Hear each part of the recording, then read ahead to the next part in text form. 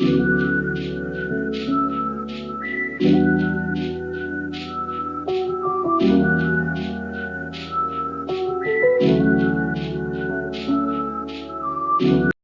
mom sold me to a drug dealer for $200.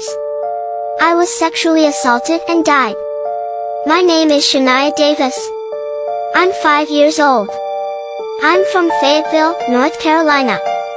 I don't like my mom, Antoinette Davis, because she does drugs in front of me all the time. She sold everything of value in the house to buy drugs. On November 10, 2009, my mom sold me to a drug dealer named Mario Andret McNeil for $200 to buy drugs. He took me to a hotel and told me there was a lot of good food. But it didn't turn out that way.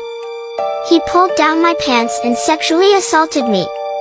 I was just a 5-year-old girl, and I felt like I was dying of pain. I cried and pleaded with him to let me go back to my mom. But he threatened to kill me if I screamed again. He then covered my mouth and nose with a pillowcase and continued to sexually assault me. Soon he found me suffocated and dead. He then dumped my body in the woods. In May 2013, Mario Andret McNeil was sentenced to death on charges of first-degree murder, child rape, kidnapping and human trafficking. My mom, Antoinette Davis, was charged with first-degree murder, child rape and human trafficking. I don't hate my mom because she gave me my life, but I'm only 5 years old.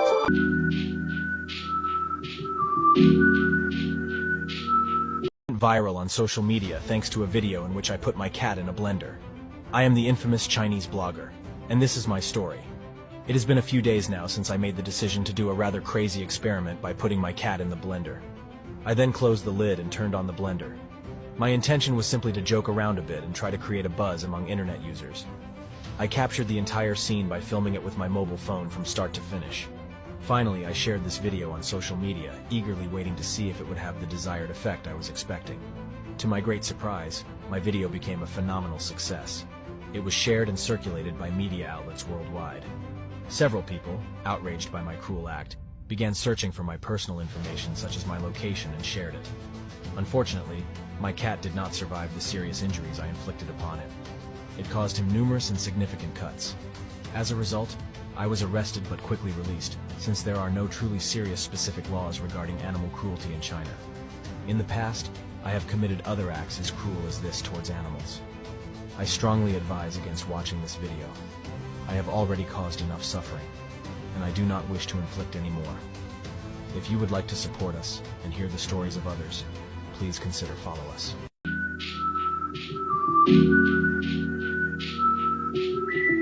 I took 6 bullets to the head for scoring an own goal. My name is Andres Escobar, and my story is one of the most horrifying in the world of football. It all started on June 23, 1994. During a match with my national team, Colombia, against the United States. This was the second group stage match of the World Cup.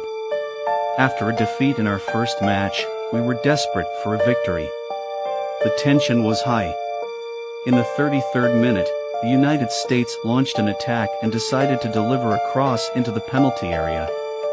I lunged forward to intercept the ball, but tragically it deflected off me and went into my own net, an own goal.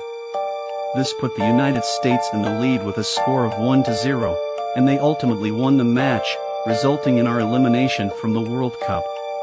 The Colombian people were infuriated with me following that mistake, a mistake that would ultimately cost me my life. A week later, on July 1st, I made the ill-fated decision to visit a nightclub in Medellin with some friends. Little did I know that it would be a decision I would deeply regret. As I left the club around 3 in the morning, I found myself alone in my car in the parking lot. It was already too late at that moment. Out of nowhere, an armed commando consisting of 3 men suddenly appeared and mercilessly showered me with bullets. I sustained a total of 6 gunshot wounds to my head. According to witnesses, one of the assailants even shouted, "Goal!" with each shot, cruelly mocking my own goal on the football field. He was later apprehended and sentenced to 43 years in prison for this abhorrent act. I left behind my wife and children, forever altering their lives. Stay tuned for more stories.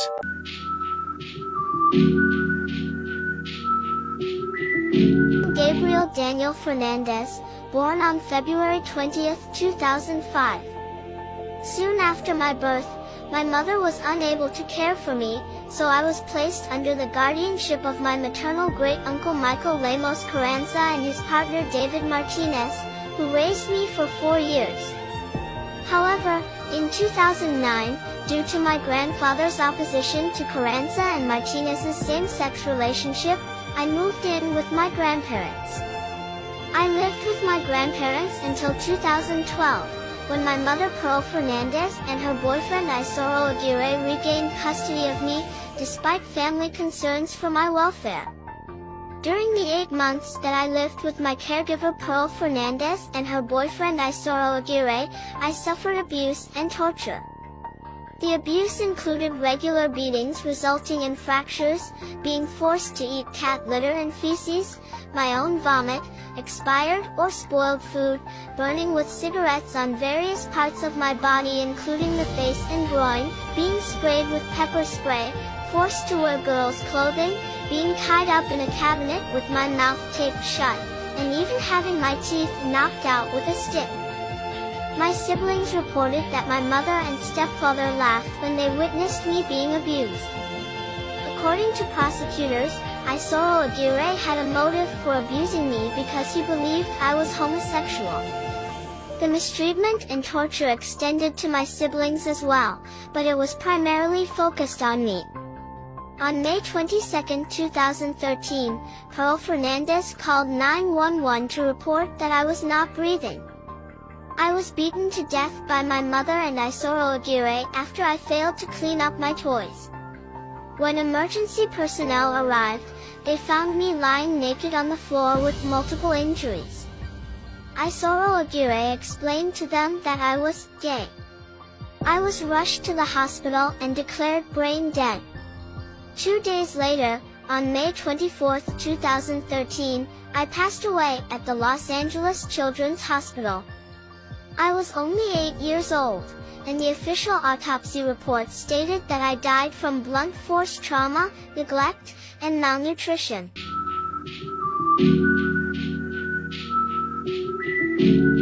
Six years ago today, my daughter passed away, but now I got to see her again at a birthday party. My name is Luzaida Cuevas, and 6 years ago, I was a mom of 3. On a cold December night in 1997, there was a fire in my house.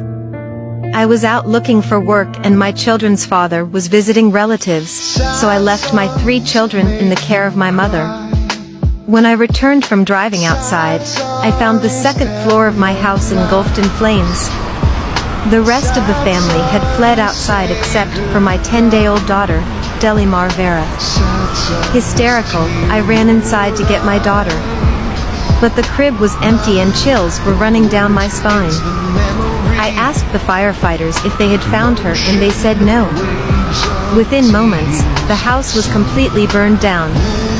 The firefighters told me that my daughter had probably died in the fire. I couldn't believe it. I yelled and screamed that my daughter wasn't in the house and that she had been kidnapped. But they continued to assure me that she had passed away. I don't know how 6 years passed and I grieved and wept every day for the loss of her. One day in 2003, however, my whole world changed. I met a young girl named Alia at a birthday party. She was so kind and sweet, and she looked a lot like my daughter Delimar, but I couldn't be sure. So I pulled out a few strands of Alia's hair on the grounds that she had chewing gum on her head. Finally, through my persistence, I managed to convince Representative Angel Cruz to help me with DNA identification and investigation. Sure enough, Alia was my daughter Delimar. 6 years ago, a woman broke into my house and took my baby. Then she set a fire, in order to make it look like the fire killed my child. That woman was eventually charged with arson and kidnapping. Also, little girl lost, The Deli Marvera story is the movie based on my daughter. Watch for more stories.